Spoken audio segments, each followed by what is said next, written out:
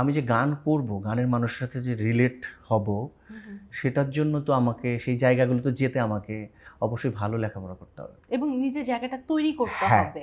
হ্যাঁ আমার যেমন আমি বিএফ শাহীন কলেজে আমার অনেকগুলো পুরস্কার আমি রেখে দিয়েছি আর কি, বিএনসিসি সেখানে আমার পুরস্কার আমি রেখে দিয়েছি, আনিনি। তো শাহীন কলেজে একজন শিক্ষক ছিলেন, সব শিক্ষকই আমাকে শ্রদ্ধার, আমাকে প্রচণ্ড সাপোর্ট করেছেন। মোস্তফা কামাল স্যার, উনি এখন আমেরিকাতে আসেন, উনি আমাকে প্রচণ্ড হেল্প করেছিলেন আর কি, যে গানের ব্যাপারে, লেখাপড়ার ব্যাপারে। আমার সাবজেক্ট চুজ করে দিয়েছিলেন ওনারা, আমার সুবিধা হয় কোনটা, কোনটাতে আমার এই ব্যাপারগুলো যখন আমি বুঝতে পারলাম, শিখলাম, তখন আমি 2 বছর আমার গানের বেশি একটা আমি চর্চা করিনি, শুধু নিজে নিজে চর্চা করেছি। এবার প্রাতিষ্ঠানিক চর্চা আমার ছিল না, কারণ আমি যখন লেখাপড়ায় সিরিয়াস, যে আমি ভালো করে ইন্টারমিডিয়েট পাস করব, তারপর হচ্ছে যে গ্রাজুয়েশন করব।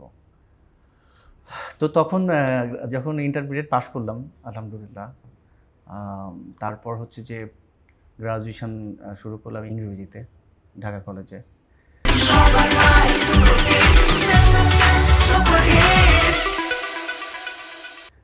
সেখানে ফার্স্ট ইয়ার ভর্তি, মানে ফার্স্ট ইয়ার শেষ হওয়ার পরেই আমি হচ্ছে ছায়ানটে ভর্তি হই।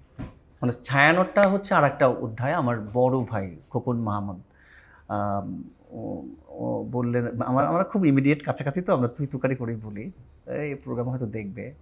বড় ভাইয়ের অশেষ অবদান আমাদের, বিশেষত আমার জীবনে। তো মা বাবার পরেই আর কি বললো, ভাই বললো যে প্রাতিষ্ঠানিক শিক্ষা দরকার। ছায়ানটে ভর্তি হলাম, সেখানে ওভারঅল আমার ফার্স্ট ক্লাস ছিল মার্কিংয়ে।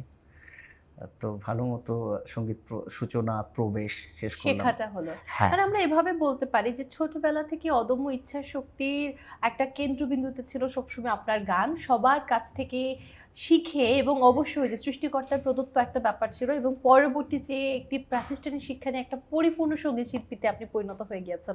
তবে নিজেকে ভেঙে গড়া একজন মানুষ আপনি, কেননা সবসময় নিজেরই প্র্যাকটিসটা করতে হয়েছিল নিজের সাথে।